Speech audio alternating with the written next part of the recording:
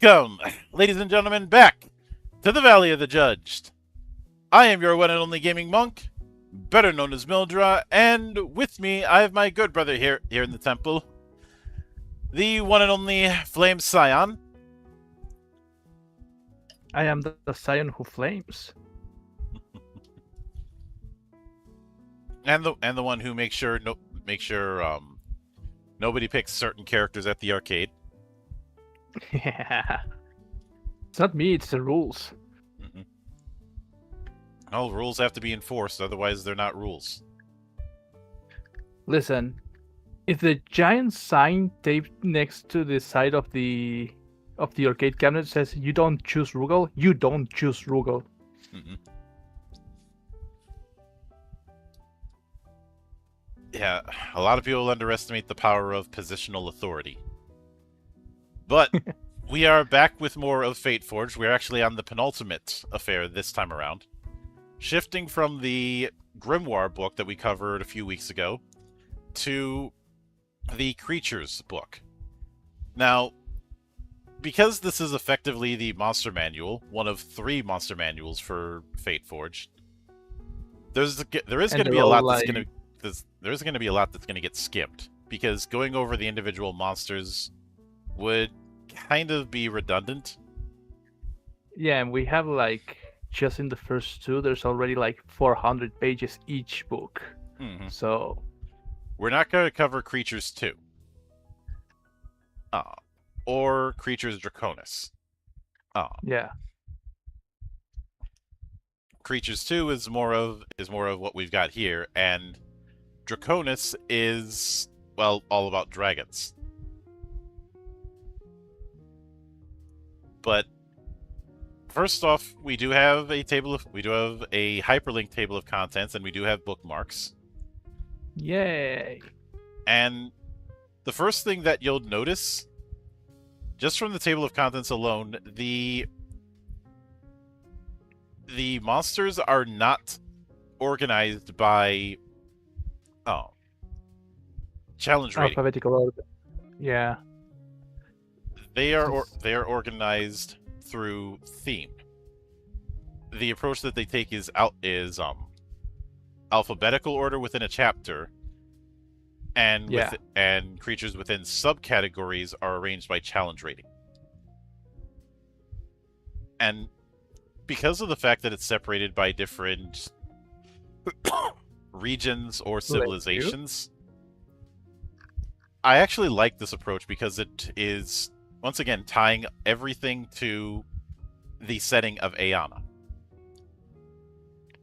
It's playing very good to its strength. It knows that the importance of the setting, and everything is revolving around that. Yes. So you can tell they're really committing to it. Like, this isn't something where you can just plop in the Sword Coast in Forgotten Realms into this. Although I'd argue the Free City is the closest thing you get to the Sword Coast or to Baldur's Gate.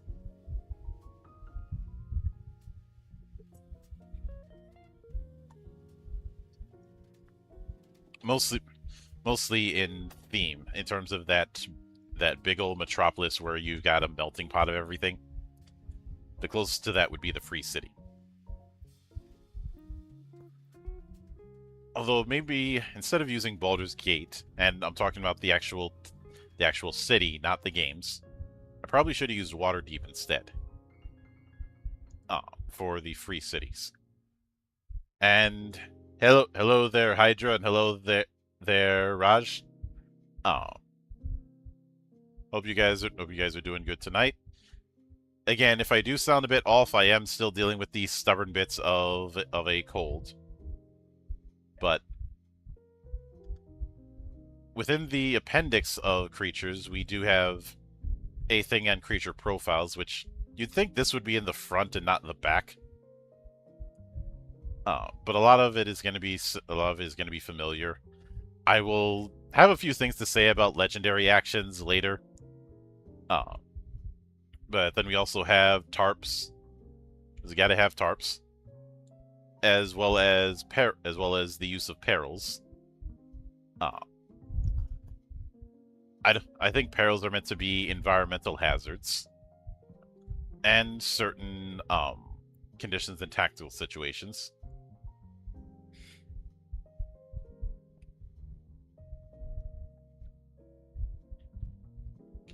But the first thing to note is a reminder of the modular system.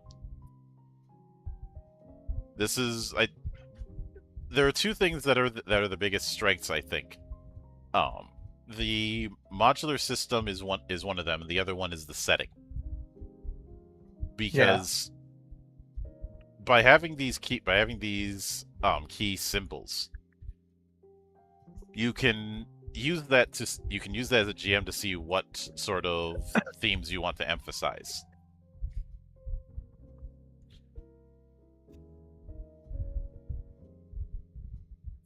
You know, action for people who want to go very action-based. Corruption, well, we already covered corruption in Grimoire and how it is nasty business.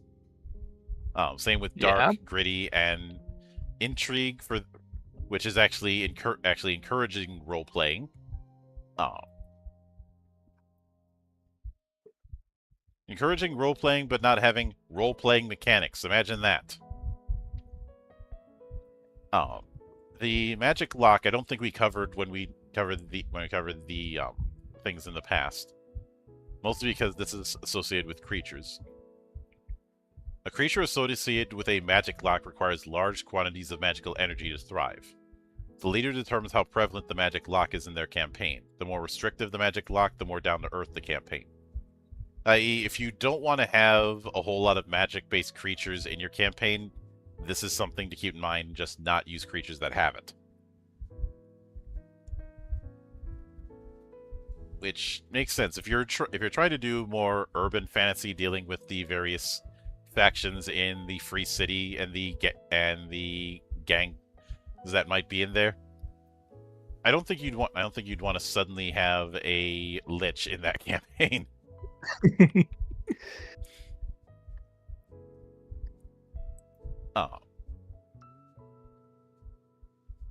Which makes sense. But the first one we have is the encounters in the Free City. And the profiles are arranged in categories and then sorted by challenge rating. The subtypes we have are the streets of the Free City, the people in the laboratories and libraries, in the shadows, so the criminal underworld, and urban fauna. Because there are some beasts in the city. We also have the profiles.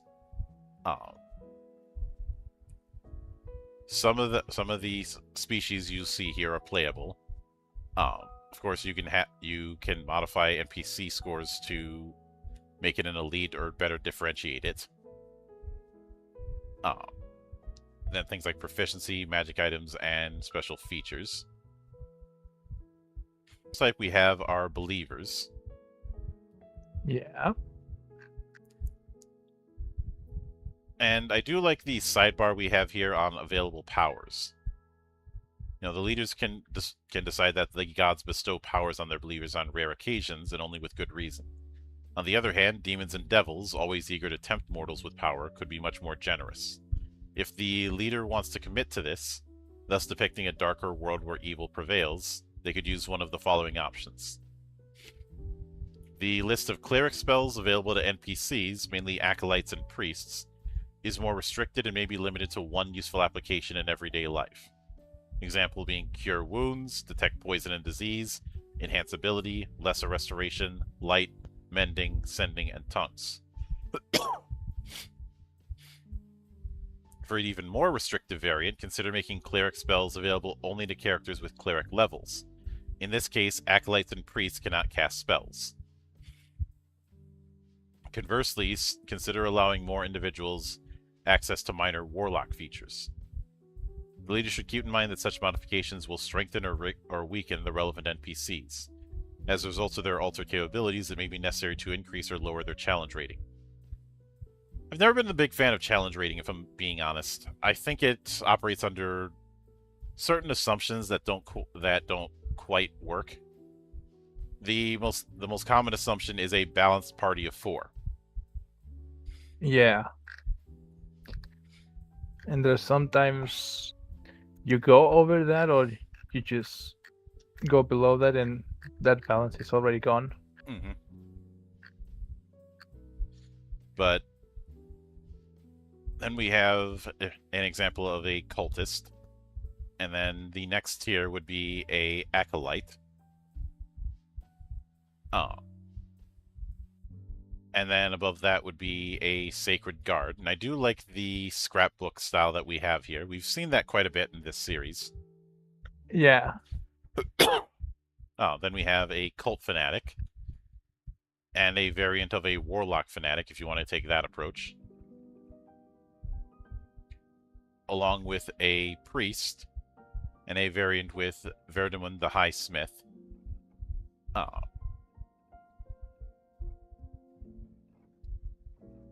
Then a paladin, then a archpriest.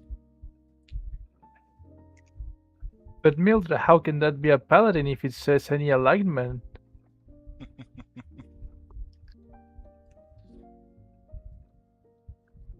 But then we have things like citizens, starting with a commoner,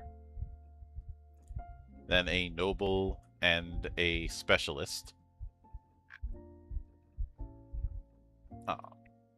Then things like soldiers, and I do like the variety that they show instead of all of them just being what you'd see in a Western European pastiche. Yeah,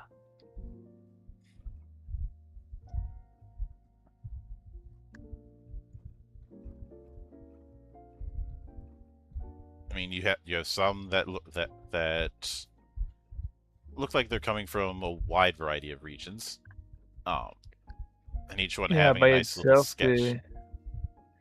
yeah, and the soldiers one, the primary one for soldiers is just like the normal the Asian aesthetic.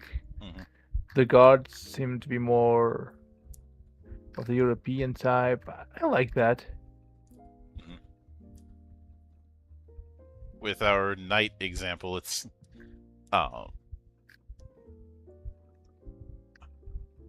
Marfisa of Strakvlak, I think, is a halfling knight, which that's a combination you don't see often.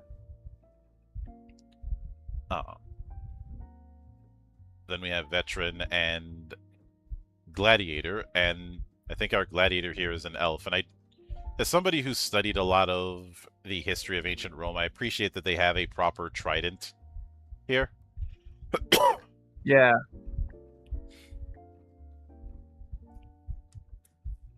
As well as the fact that gladiators never had full armor. They had armor in different places depending on what type of gladiator they were trained as.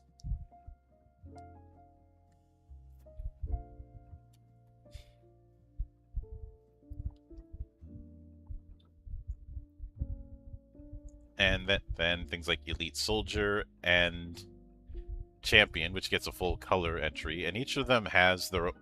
I like the numerous paragraphs of fluff that each entry has. yeah, But then we have things like in the laboratories and libraries, where we have things like an animated chain, a flying sword, animated armor, rug of smothering, and then we have our first example of a magic lock with arcanists.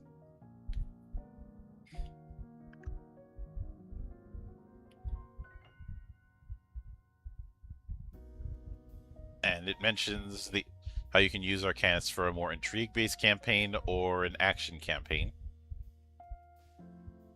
And each section has a sidebar of the thoughts of Baldine the Guide, which is a very nice touch to help reinforce the setting.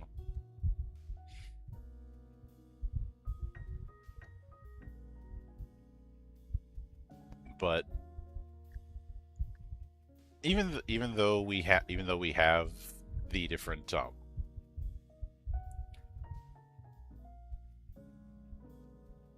the di- the different stat blocks, I do like that there's ways to tweak them.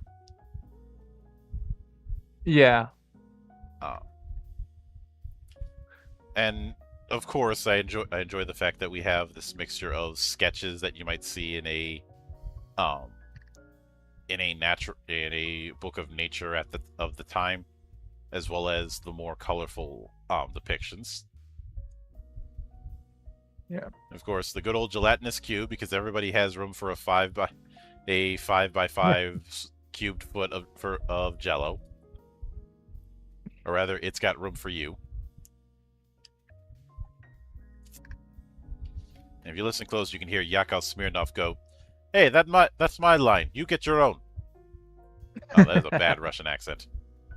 Oh, but also we have homunculus and the spell for making a homunculus, which we already covered. That we enjoyed the way spells are presented here.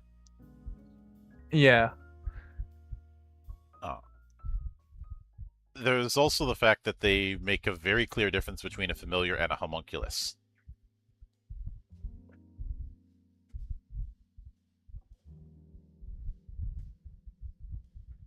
Which is a good call, because that is a question that's going to get brought up.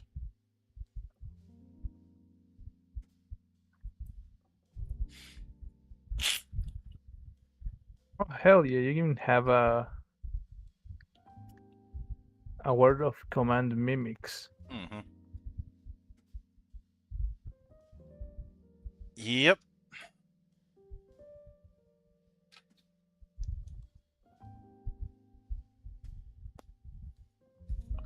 This is an uncommon wand.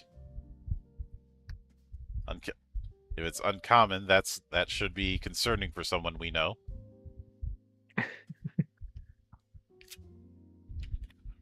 The wand is attuned to a particular mimic and is used to command it. As long as the owner of the wand of command mimic keeps it on their person and remains attuned to it, the mimic will obey and carry out their commands to the best of its ability. However, it may refuse to obey if it is exposed to mortal danger, painful treatment, or if it is denied a particularly appetizing magical meal. Faced with a rebellious mimic, the owner of the wand can activate it with a command word to restore the mimic's servitude in a 60-foot range. The mimic must succeed at a DC 13 charisma saving throw to resist it. The property can't be used until the next dawn.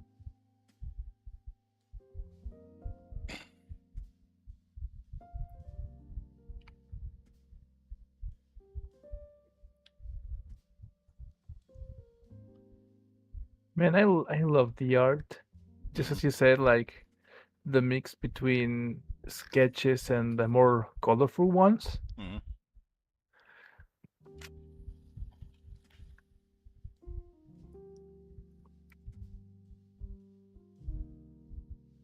And then we have a unique one with the house.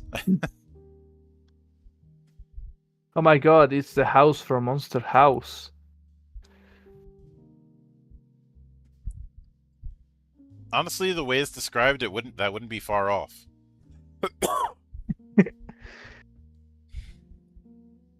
The house is an urban legend in the Free City. It is said to have existed since the town's origin, back when it was an Elenian palatial site, before the Dawn War.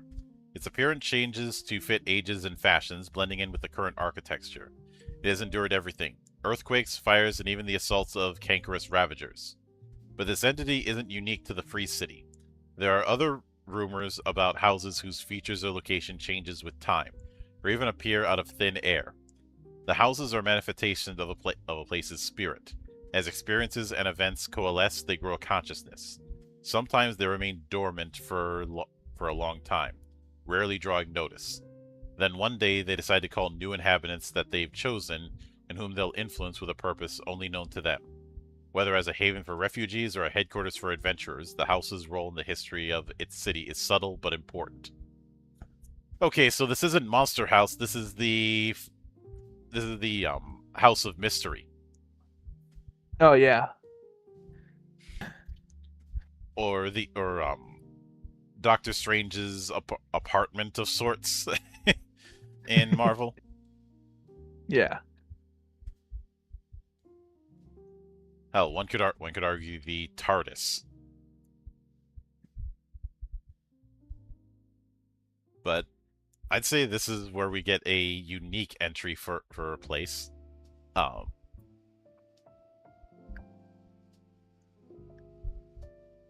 and let's see, it can transfer its spirit to an object, so making that an animated object. Uh, if there's no occupants, the house's doors are treated as under the effect of an arcane lock. Nice. Its inhabitants are under the effects of a hallow spell with courage, healing, non-detection, silence, and tongues.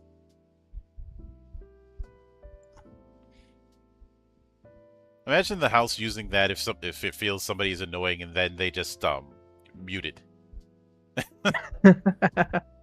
Like somebody's trying to start an I argument and wouldn't then mind the people who are arguing are just suddenly the mute button is put on them. You know what? Imagine if you're having what's it called? Like a battle, like say in Helm's Deep, and suddenly the orcs show up and they have like a walking house.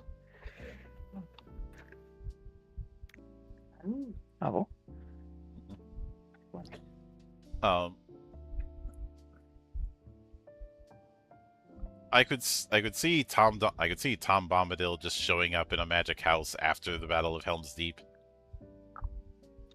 No explanation of how he got there. He just did it.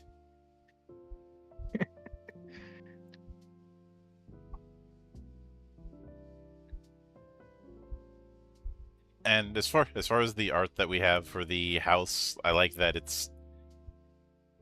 it clearly fits, but at the same time the house kind of sticks out like a sore thumb because of how it is designed. It's what the house thinks a house looks like. So the proportions are all wrong, but like the basics are there. Yep. On the other hand, we have the option for predatory houses if you want to take it.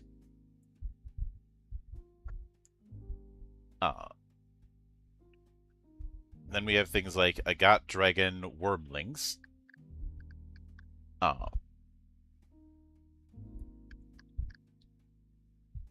And as well as young Agat Dragons. These are a type of dragon that tends to be found in the underground parts of the free cities. Is it like when people threw alligators down the drain? Let's see. The Agat dragon is the most poorly known of the dragon species, due in part to its shape-shifting prowess and circumspect nature. To survive a crisis of war, an Agat dragon can adopt and keep another form for long periods. It can also hide in the wild, finding shelter deep in the netherworld, where it curls amidst the stones and falls asleep, slumbering until it becomes one with the precious veins around it. So the legends go. They trigger earthquakes by simply shifting in their sleep, leading many guardian dwarves to refuse to mine Agat veins for fear of accidentally waking up a mighty and angry dragon. For most superstitious dwarves, merely wearing Agat adornments brings bad luck. The Free City is known to be home to several Agat dragons, some of which have apparently decided to settle there permanently for yet unclear reasons. The involvement of these creatures in the city's politics is hard to measure, but is the object of many rumors and theories of a more or less extravagant nature, notably due to the actions of the mysterious 1,000 Faces. Huh. So we have them in wormling form, a young form, an adult form, and an ancient form.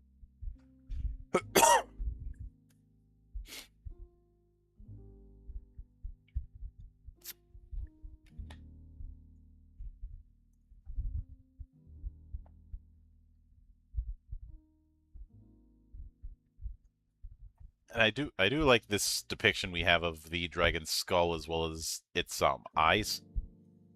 Yeah.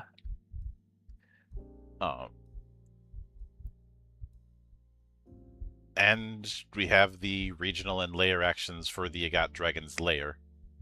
Um,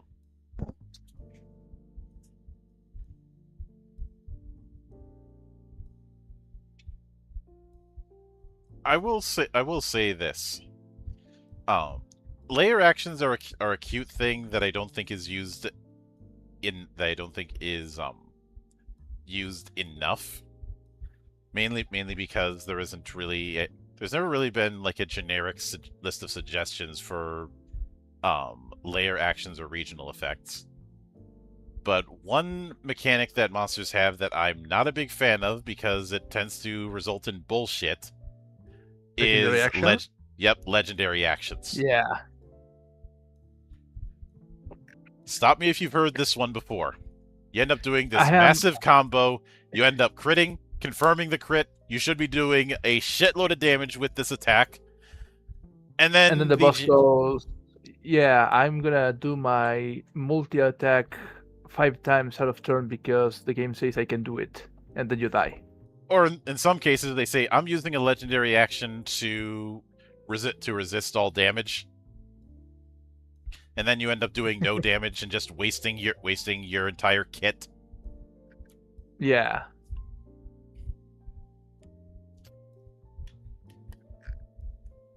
I know some say that kind of thing makes the B-bag threatening. No, it doesn't. It just stalls. Oh. Now, when it comes to layer actions, again, because of the fact that it's a lot of passive and semi-actives, I don't have too much issue with it. Just wish there was a list of suggestions for generic ones. And I know people will say just homebrew what's there. What you're telling me is I should just instead of learning to swim, just jump off the high dive. Pretty much, yes. But how dare you try to understand the rules and know how to properly apply them? But then we have a sidebar about one dragon called 1,000 Faces. A dragon who was ultimately corrupted.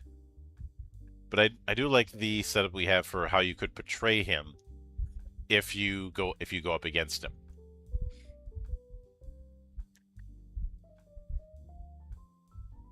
And I do think Agat dragons are an interesting concept that I don't see elsewhere, because even when they're asleep, they can dream travel.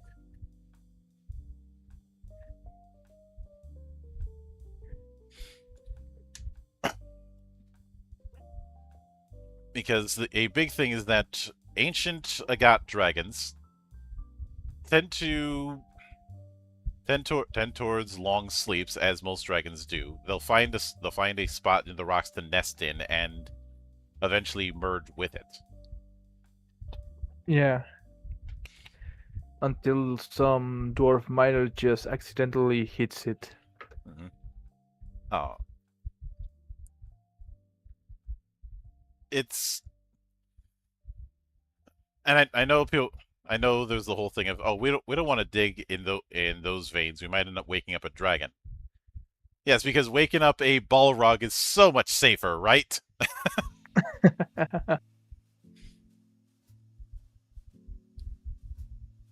You see, here the dwarves are being smart because they don't want to dig too deep and too greedily. Mm-hmm. But 1,000 Faces does portray certain aspects, basically cover identities, which is a nice touch. You could easily have it that the person you were working for was actually one of 1,000 Faces avatars. So yes, an Agat dragon can out-mimic a mimic. Hell yeah. Paranoia. You know, much like the whole thing with, you've probably heard the meme of I am Alfarius. What do you mean? I am Alfarius. uh,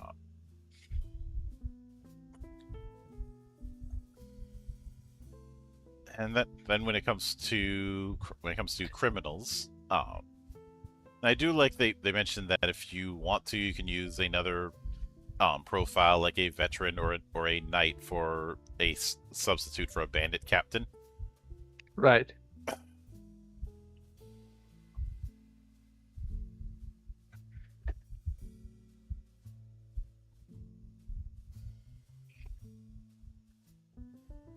And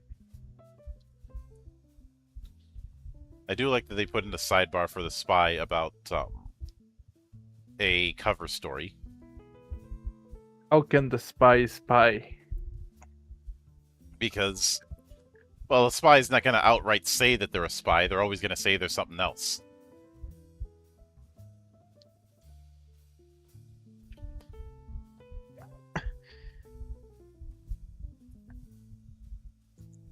Then we have the, of course, bandit captain and the crime baron. And the thing with each of these sidebars that go into a potential descriptor, you could easily use that and the stat block, and boom, you've got a prominent NPC. Hell yeah. Oh. It's really good resource. Mm-hmm. And of course, we also have doppelgangers, which are described as an asset for thieves and assassins guilds, as well as how to create a doppelganger as an archetype. That's very nice.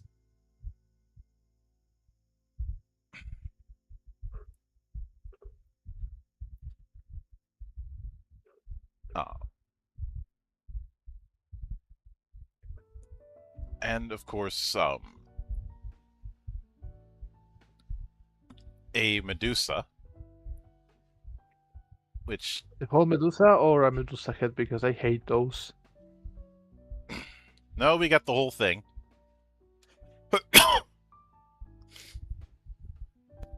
Right, gets a pass.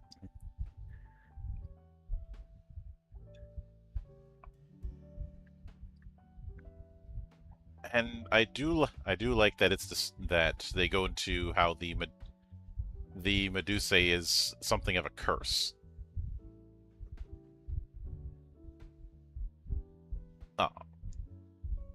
It begins when a Medusa experiences the impulse to cave paint, drawing obscure symbols or writing in a language unknown even to them.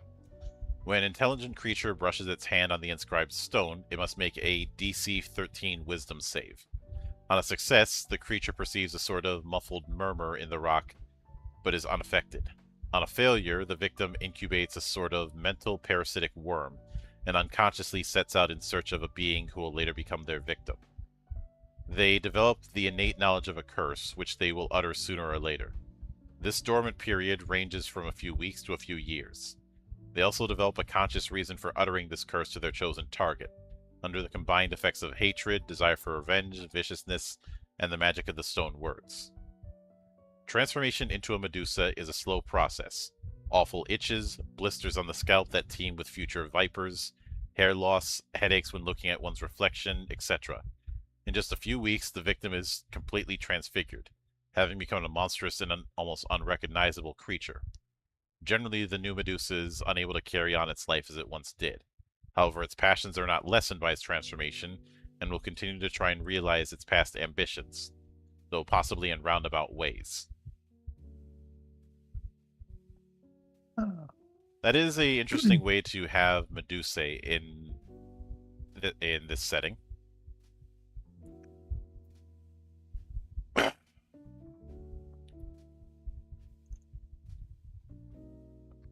We also have Nemesis, which Nemesis is a type of fate chosen. It can be an ally or foe, or switch between the two. And we have rules for adapting an NPC into a Nemesis or a PC into a Nemesis.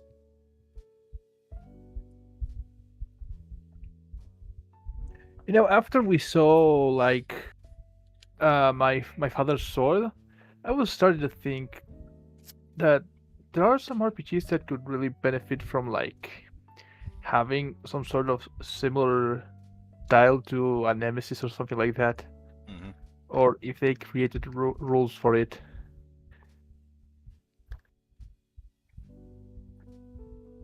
I'd say here we kind of have it because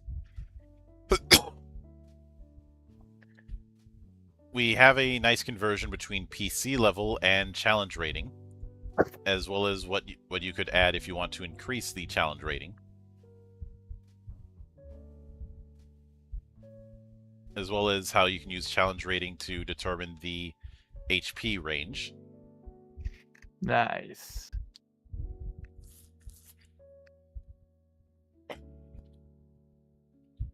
And then giving an example nemesis.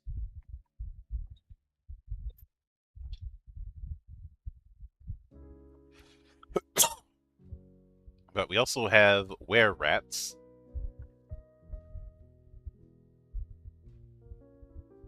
as The well as their Skaven. archetype. Uh, Pretty much. At first I was thinking, where are we going to have the rat ogre? But no, this isn't the case. Not yet, anyway. Huh. Like, imagine if say a tiefling was inflicted with the were rat curse.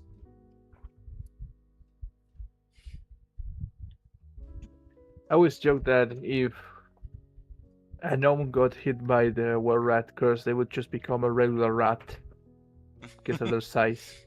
Mm-hmm. Then we also have urban fauna like cats, cockatrices. A cockatrice is an urban fauna?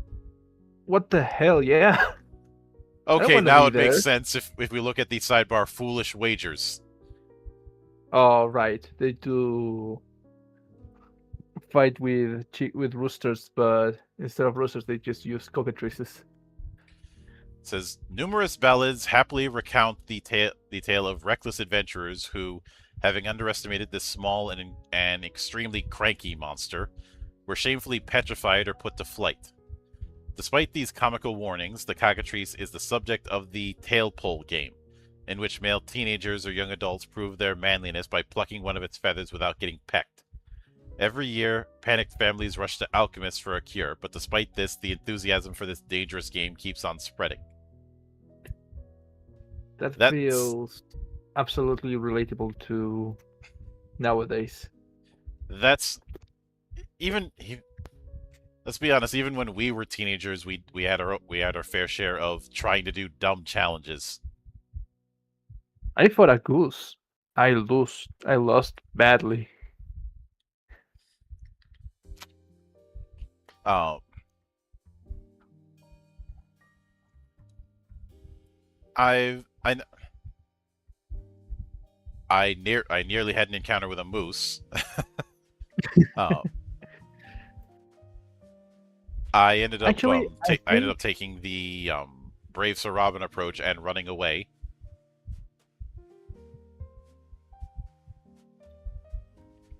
hold on, let Fortunately, it me. didn't see me because you seen how big moose are?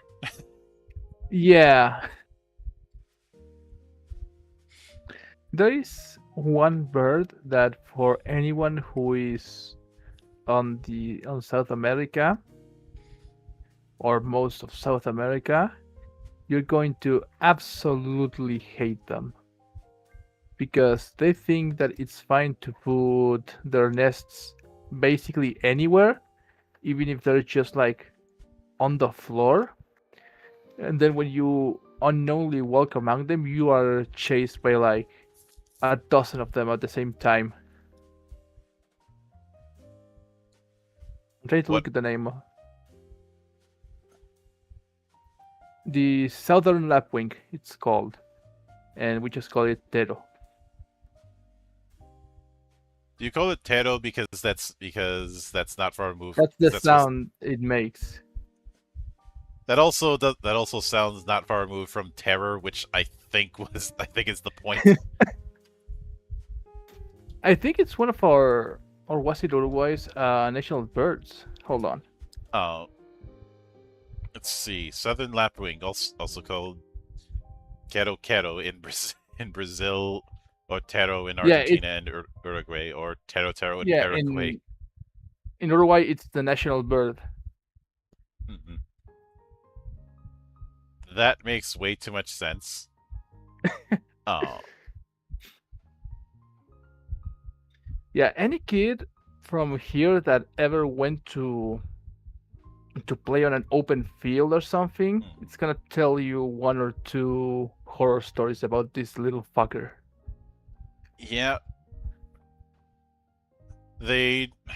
From what I'm looking at it, they're not that big, and their main food is insects and invertebrate, and sometimes small fish.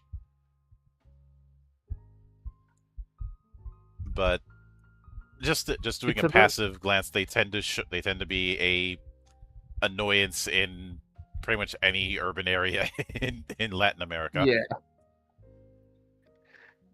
Don't let it fool you. That thing chooses violence every single day, I, especially during.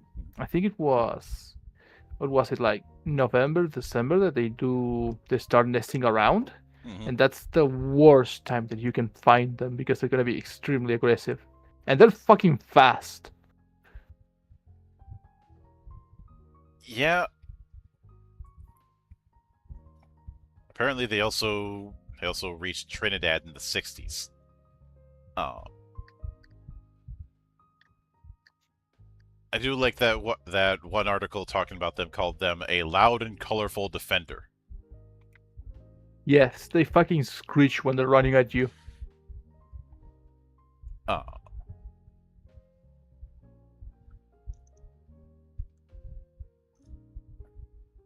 yeah.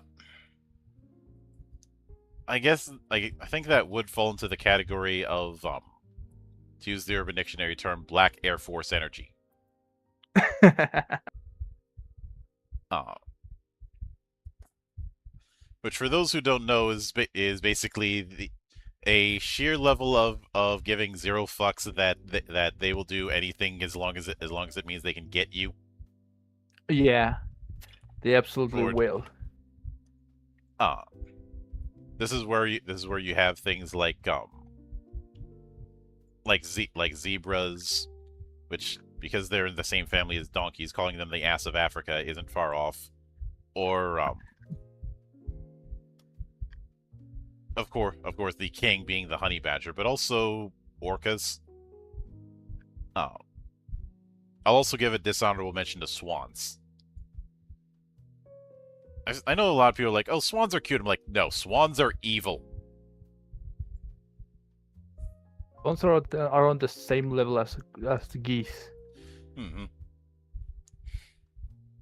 Not as much as Canadian geese, though. Those are I put those at a higher Now, level than common geese. Canadian geese are like what Africanized bees are to bees. Mm-hmm.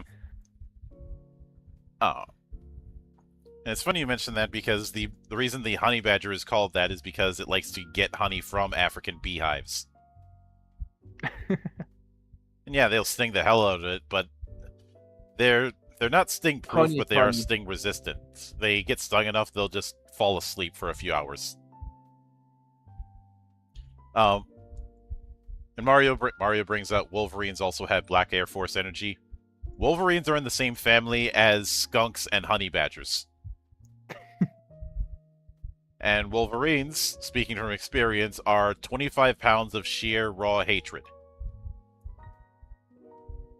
A Wolverine wakes up and it makes it everyone's problem.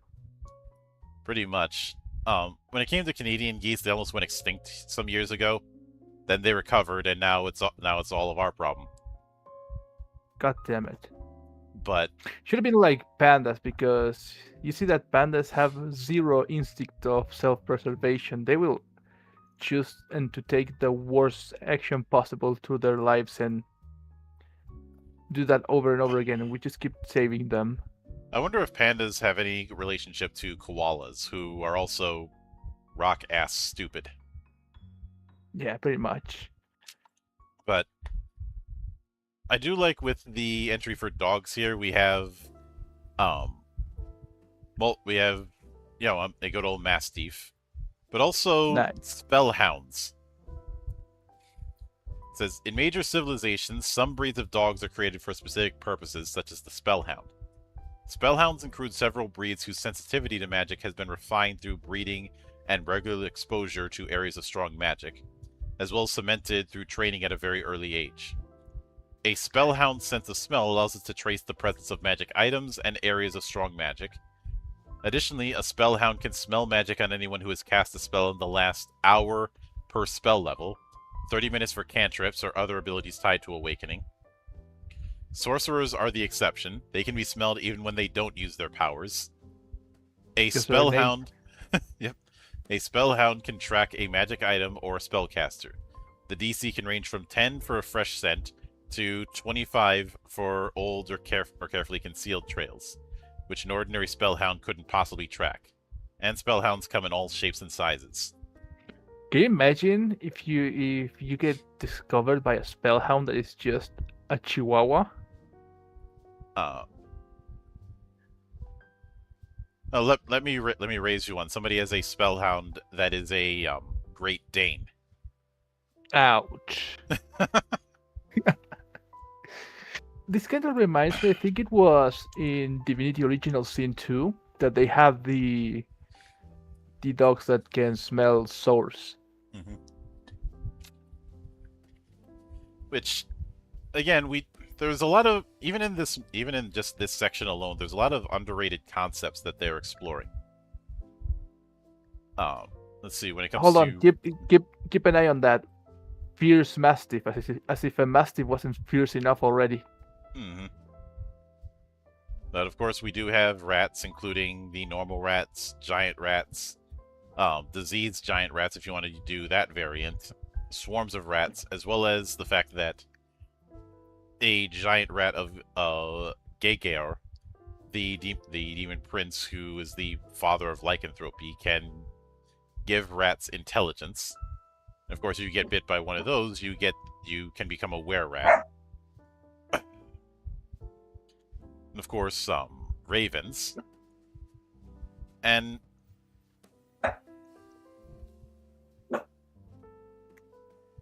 that is just the free city. That's a wide variety of monster setups you can have in just that area. Yeah.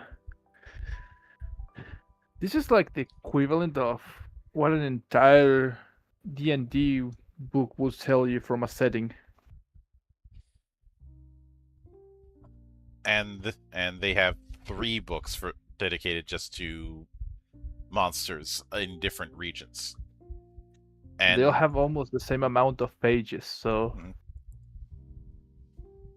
Though, what I prefer here is the fact that instead of just putting them in one big dumb list by CR, no, we have them arranged by different regions. So if you're building a campaign in a certain region, or a part of a campaign in a region, yeah, you know what creatures you're probably going to need to use.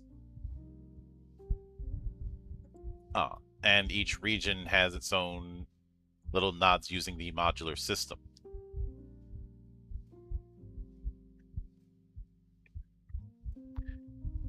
As well as the fact that there's some story seeds for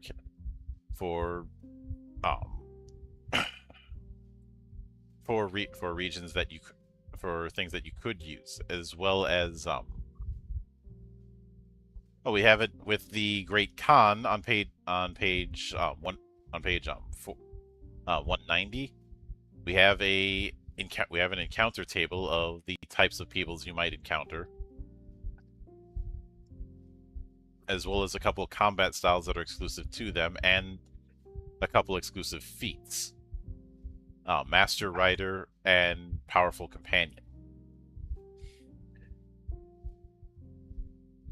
I like this, because it's not just have a bunch of enemies and that's it. Mm-hmm. Or it actually helps with some spend. In Askmore's Lava, we have the Scorching Geomagic, which we talked about Geomagic when we covered Grimoire. The Yeah, short version of geomagic is it is a way to have environmental magic even if you're not a mage. it's like why why do strange magic shit keeps happening in what might apparently be just some random place somewhere? Yeah, if a place is very high in magic, it might manifest in some forms, and that's what geomagic is. Uh, with scorching, it says scorching typically occurs in environments that have been affected by fire for a great length of time. The heat is such that it even affects magical currents. Unless it's the other way around, igneous power may permeate occult currents so significantly that the environment itself is ablaze. And the effects can be things like lava chaos. Fire spells are more powerful in scorching zones. When a spell dealing fire Right. damage is cast, it does an additional die of damage. So a fire bolt cast by a 5th level wizard is doing 3d10 fire damage. However, the chaotic waves of magic may cause an unpredictable and dangerous effect. When a spell dealing fire damage is cast, roll 1d20. If the result is less than or equal to the level of spell, treat cantrips as first level spells for this. A lava eruption occurs within 60 feet and releases a number of magma mephtis or magnimus equal to 3 times the spell level. So I know it might be tempting to look at lava chaos and say, "Oh, this is a great place to cast fireball." Yeah, you cast fireball or meteor swarm in this area, and you might run the risk of summoning more monsters to screw you over.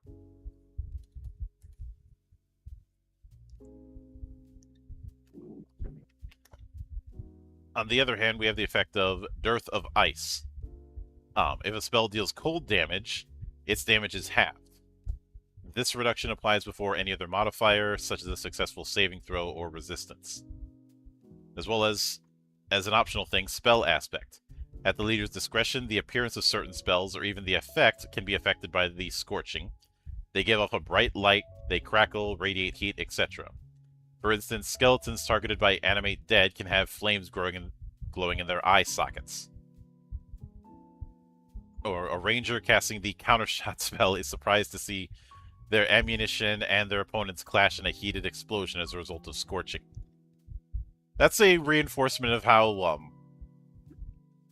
I guess a better way to put it is that scorching is environmental wild magic, in the sense that yeah, it can make certain spells significantly powerful, but there's always a catch.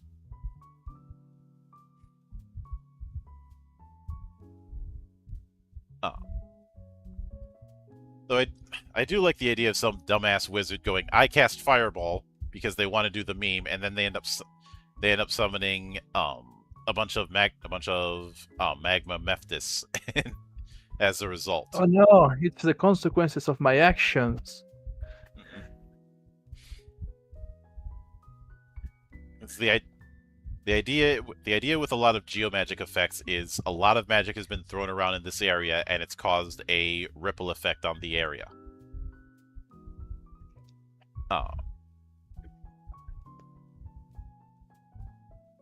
Also, I do like for the Great Khan area we have a variety of mounts, and this is on page 241, which include axe beaks, camels, capricorns. I know that's an elk.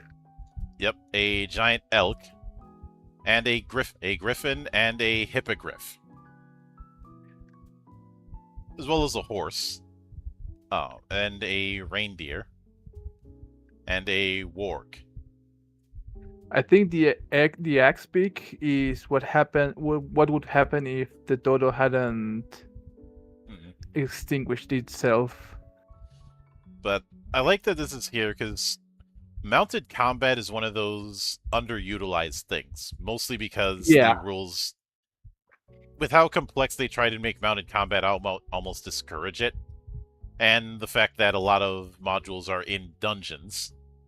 But don't forget that supposedly the cavalier class that is supposed to be good for mounted combat has exactly 1 feat related to it, and that's it. And I've heard people say if you want to do mounted combat, use the purple dragon knights, but if you're not playing in that region, that's not going to do you much good. Yeah, I think there is rules in the Sword Coast guide that says that if you're playing specifically in the Sword Coast, you can do the purple knight, or just use it and just call it a banner knight, and that's it. Which is And that lazy. is the most half-assed thing to do. Yes. It's about as lazy as I've mentioned this in the past, but I had a bit of an aneurysm seeing the samurai suggestion in the DM's guide.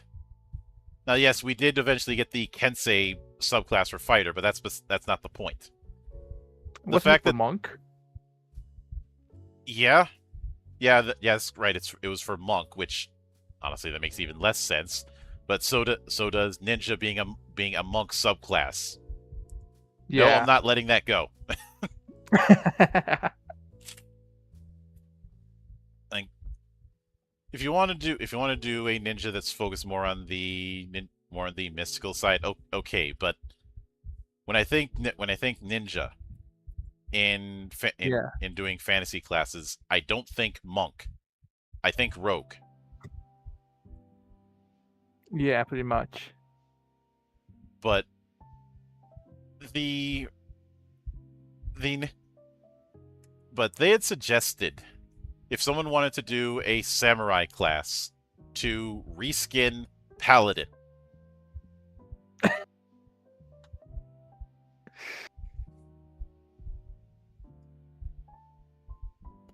I don't know if they fixed this problem with the 2024 version, and honestly, I don't care. Careful now, you'll have to play a lawful good samurai always. Because we all know that samurai were absolutely lawful good, right? Because there's no such thing as Ronin. Precisely. But just the fact that a place like the lands of the Great Khan and the steppes is in this setting is already a nice touch. Oh, Hell yeah, I wanna play an RPG where I can just ride on the steps with the Mongolians and hmm ransack whatever city I found. or get into fights with the different clans because that's gonna happen. Oh, Or spend the rest of my life fighting at a wall. hmm but then we have places like the dark magic of the Desolations, the region of Korsul, which used to be a rich and fertile region. When its capital got annihilated, the whole place has been haunted by ghosts and worse things, especially since it's run by a death priestess. Who Oh, would have thought? hmm.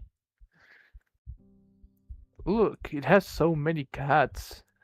So many cats and golems. Does that mean that cat ladies are actually death priestesses? That could be. We also have iron golems and, of course, liches. And on page 294, they show an image of a lich's lair. I absolutely love this setup. Hell yeah, that looks amazing. This is such a far cry from the deep underground dungeon that liches usually end up getting. No, this is more Tomb King shit. This is the kind of place where Look, it has 3 terraces just to spend time because they want to. oh, I'm the times that I have used liches in my games, I have gone with the idea that a lich is an old king from old money who is very full of himself. Instead of hiding out in the shadows, no, he's right out in the open and flaunting his wealth. That's and Remember, Cetra does not serve. mhm. Also, nobody rules Cetra, so Cetra found nobody and killed him. I'd also be remiss if I did pointed out the fact that he forced himself to learn magic because the idea that he couldn't use magic so offended him. Oh man. Or the fact that they had to wake him up because everything was getting out of hand, and the first thing he did was bitch slap pretty much everyone. Pretty much. But of course, we do have the different types of Mephtis with some very nice designs. Hell yeah. It's a good way to have And a elemental, but have it to be unique. the art in this thing is absolutely fantastic. I'm never gonna get tired of saying it. Mm-hmm.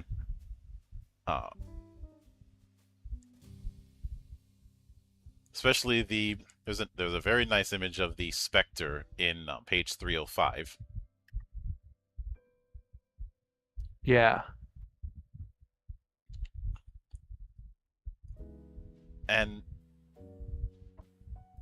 I do also like that with the archetype setups, there's ways to turn some of the monsters into PCs.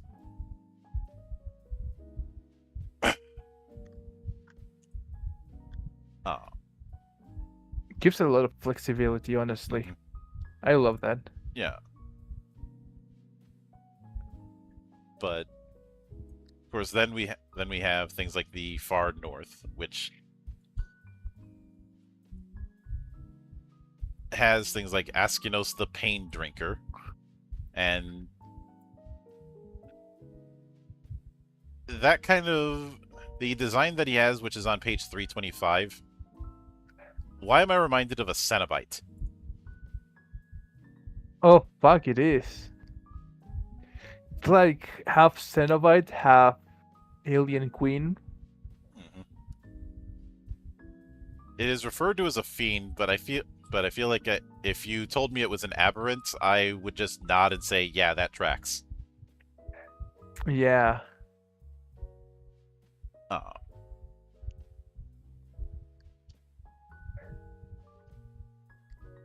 Although the image of his lair, this This is some alien shit. yeah, pretty much.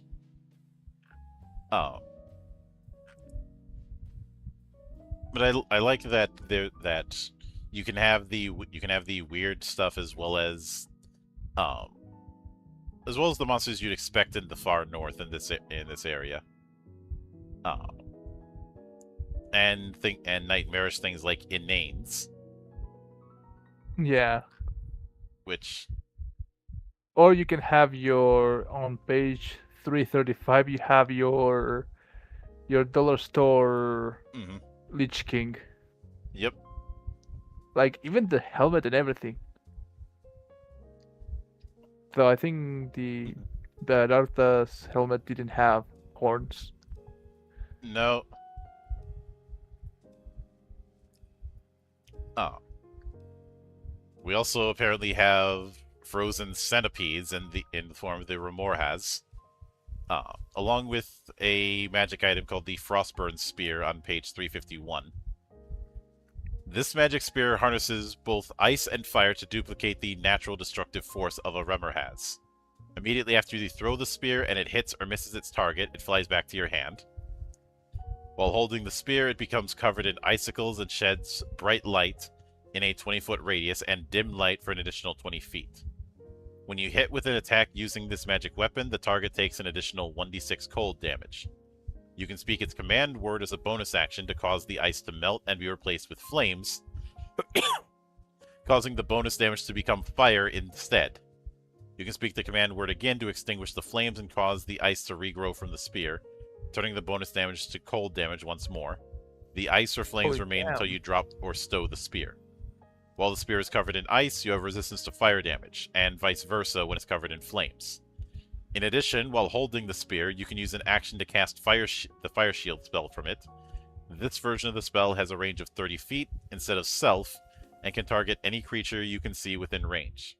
Once this property has been used, it can't be used again until the next dawn. Holy moly. Then Mario says, "Hey Monk, what monster has the most gym time?" An aberrant. Not dignifying that. Ouch. But And you also have the most deceitful creature that you can ever find in a winter or a snow setting or a polar setting, the polar bear. yeah, Because if not friend, then why friend shaped? just give them a bottle of Coke. They love that, especially around Christmas. Or these days Pepsi, because I'm not sure if you saw that Super Bowl ad that Pepsi did where they where they took a shot at Coca-Cola and had The whole the bear polar do bear the Pepsi campaign. challenge Yeah. because Coke got busted doing AI for their ad, so Pepsi decided to shitpost back. Some people are like, "Oh, they were going too far." I'm like, "No. This is a return to the '80s." Like, I welcome this. I welcome this kind of shit talking. Hell, even though I don't like their food, I enjoy the fact that Taco Bell has been talking shit about every one of their competitors since they started. I love how out of nowhere when they announced the whole thing that Sony won't be doing any more physical release. I think it was Domino's that said that now that pizza will be digital only. Yeah, pretty much everyone's clowning on them. I know a lot of people have looked at that and have been doom and gloom about the end of gaming, but I said what I always said. Just wait, be patient. The long game always wins. And then I wake up this morning and I see that they're being sued in Mexico for that exact move. Yeah, there are some places where they have to. There is a lot of protection on that kind of scenarios. Mm-hmm. And there's like 2 or 3 other lawsuits that have been launched against Sony in the last week. Not to mention the whole thing of when people have been mass canceling PlayStation Plus, them going, "Hey, if you come back, we'll give you a 50% discount." They would not do that if there wasn't a panic. So, I would not be surprised if somebody's allowed to resign within the next 12 months. But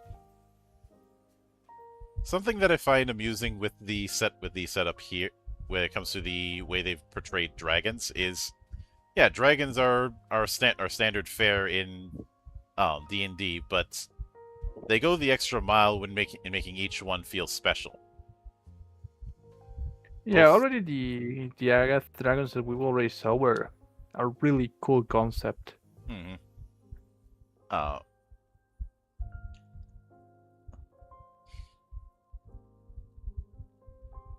But at the tail end, there's the using creature profiles, which, again, the only nitpick I'd have about this creatures book is I feel like the creature profiles thing should have been in the front.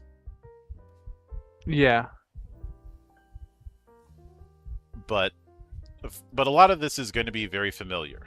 You know, size categories ranging from tiny, like an imp or a sprite, to gargantuan, a kraken or a purple worm. And you can modify creatures by using variants or archetypes. And they do say that if you vary it, it might change its challenge rating.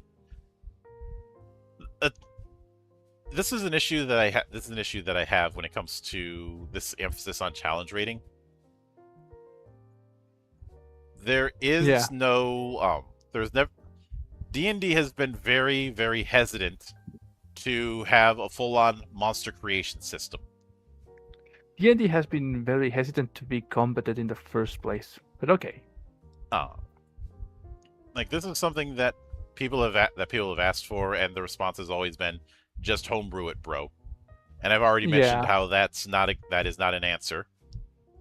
The Um, closest thing was with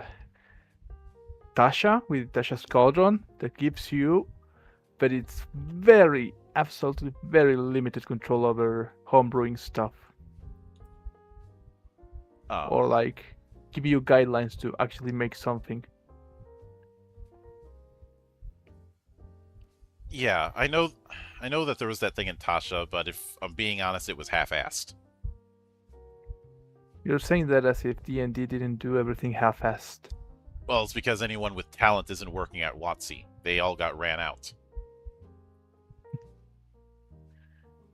Uh, or they're doing third-party stuff and basically pantsing the official stuff.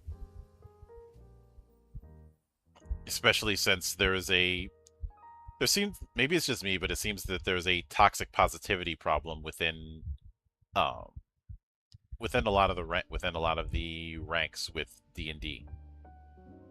Well, Where I legit. think for a lot of people, since they only might have played and grown into D&D, it's possible that they are more used to it and find it harder to move away from what they already know.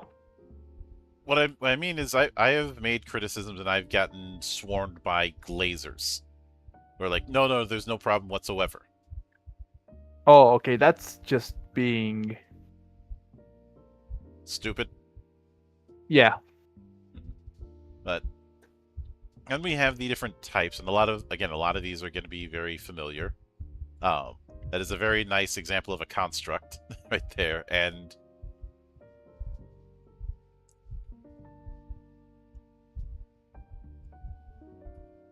as well as a very nice trophy of, I'm guessing that's a fiend's head.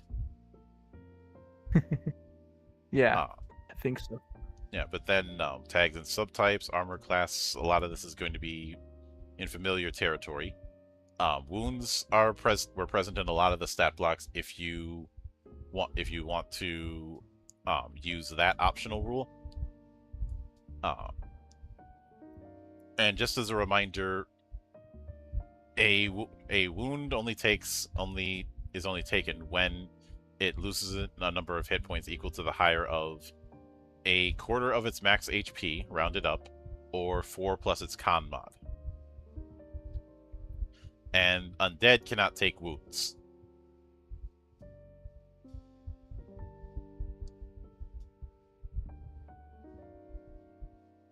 But then we have the usual affair, along with certain special traits. uh, as well as actions, bonus actions. I do think D&D overly relies on bonus actions. Uh, Yeah.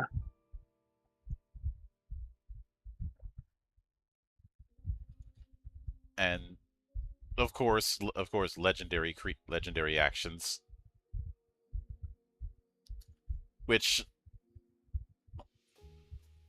I've mentioned before. I'm not a fan of. Uh, although I will admit, we had an equivalent of legendary actions in Nimble. That version of it, I'm not as. It doesn't bug me as much because a lot of the legendary actions that just seem to drag combat onward got killed. Yeah. Mostly because anything that could add slog to combat, Nimble was hell bent on hunting each one of them and having them shot. Yeah. But then we do have traps, uh, with of course triggering them, the difference between normal and magic traps, the way to detect the trap, and I believe a lot of this was in the DM's guide, but it is nice to have here. Uh, and because of the fact that we have save DCs for the 3 tiers of traps, as well as a level-based damage approach. it wouldn't be too hard to make interesting traps. Uh, one of my early rogue characters, although thief at the time, was someone who could make traps kind of like his own version of spells. Because one, I wanted to build a character that felt like a Chuck Jones sketch, and two, uh, I I always I was playing Bomberman at the time, and I Oh, really right. liked that idea of moving around setting traps. And then Uh, leaving, and then having someone else take the damage. mhm. And Yeah. I've mentioned this before. When I would play Battlefield 2, I was that guy who would put claymore mines at the top of ladders. And I knew when someone set it off because I could hear them screaming at me in TeamSpeak.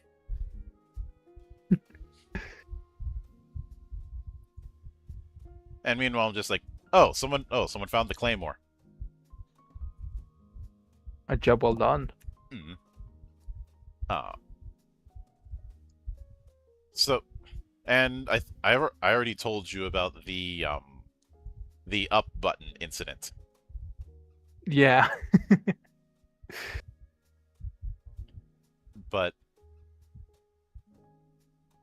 see, we also have perils, which are natural traps. Oh. And yes, Bomberman versus could get crazy. Then again, the funniest part whenever you're playing Bomberman is whenever somebody gets overzealous with setting bombs and ends up blowing themselves up. Yeah. The typical trap of killing yourself because you bombed too greedily and too deep. Or you just underestimated the range of your own bombs because you took way too many range power-ups. Yeah. Oh. But I like that we have an alternate form of traps to do natural hazards with perils. Oh.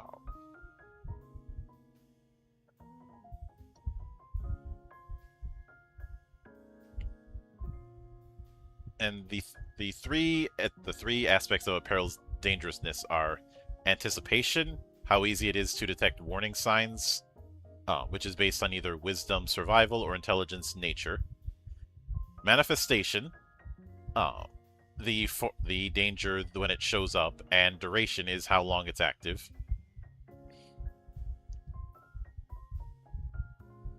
And we do have CRs for perils and how much damage they could do. And a CR21 is doing 24d10 damage. Damn.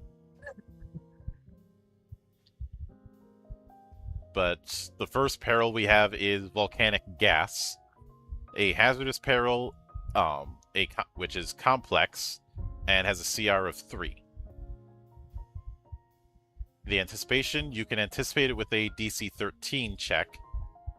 How it manifests, a creature in an area of volcanic gas can only hold its breath for a number of minutes equal to 1 plus its con mod, to a minimum of 30 seconds before suffocating. At the time of exposure, they must succeed on a DC 13 con save or take a level of exhaustion. Finally, the presence of a flame in the vicinity of the volcanic gas creates an explosion, dealing 14 or 46 fire damage in the whole area. This peril has no repeating effect, but the suffocating effect persists while in the area, and the duration is permanent unless the gas is removed.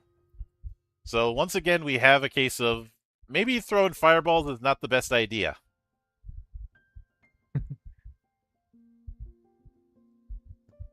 But we also have things like ash storms, or thin crusts, or acid lakes, or lava flows. The floor is lava, remember? Or pyroclastic flows. Which, those can be particularly nasty. You know, they say it's tumbling down slopes at speeds up to 100 miles an hour, carrying huge amounts of destructive debris, while temperatures reach up to 1,000 degrees Fahrenheit. One of the more interesting and bizarre phenomena that you can see is volcanic clouds creating lightning.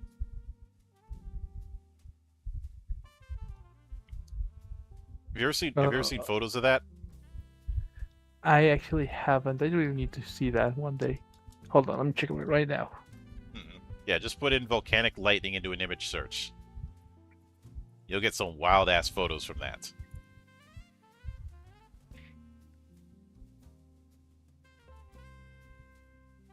Holy shit. Mhm. It's because the large amounts of volcanic ash generates static electricity. They're also known as dirty thunderstorms.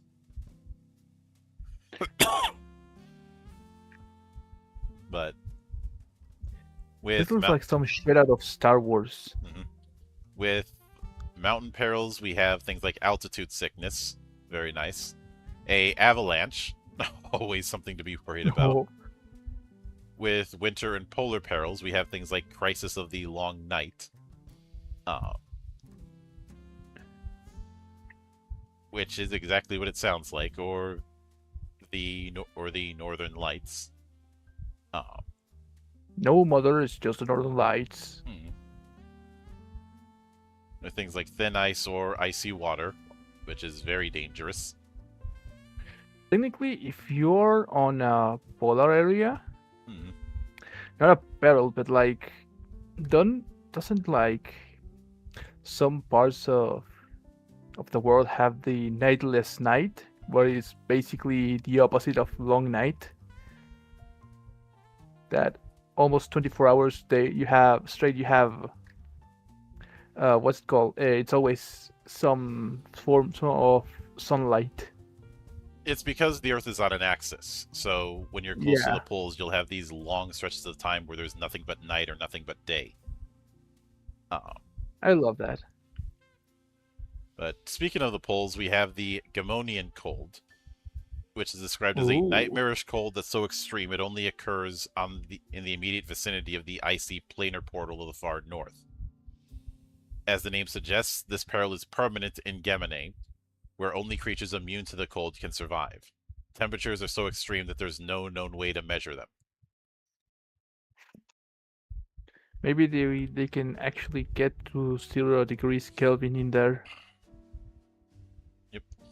So there's two ways it could manifest. If you want the action version, you have to succeed on a Constitution save of DC 18 or take 16 or 3d10 cold damage. If you failed by 5 Hmm. or more, you are numb, and all non-magic items exposed to the cold acquire the fragile property. Ouch. The um the lethal version, you must succeed at that same save or become numb. If you fail again while you're already numb, you take 1 level of exhaustion. And you have to repeat this every 15 minutes. It lasts for the entirety of the play of as long as you're in the place. Man. Oh yeah. And when it comes to numbness, it does have a few effects on it. Does it If make you're you hear the Linkin Park song on repeat over and over again? Fortunately, no. Ah,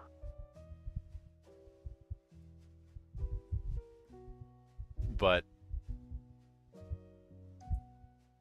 it could it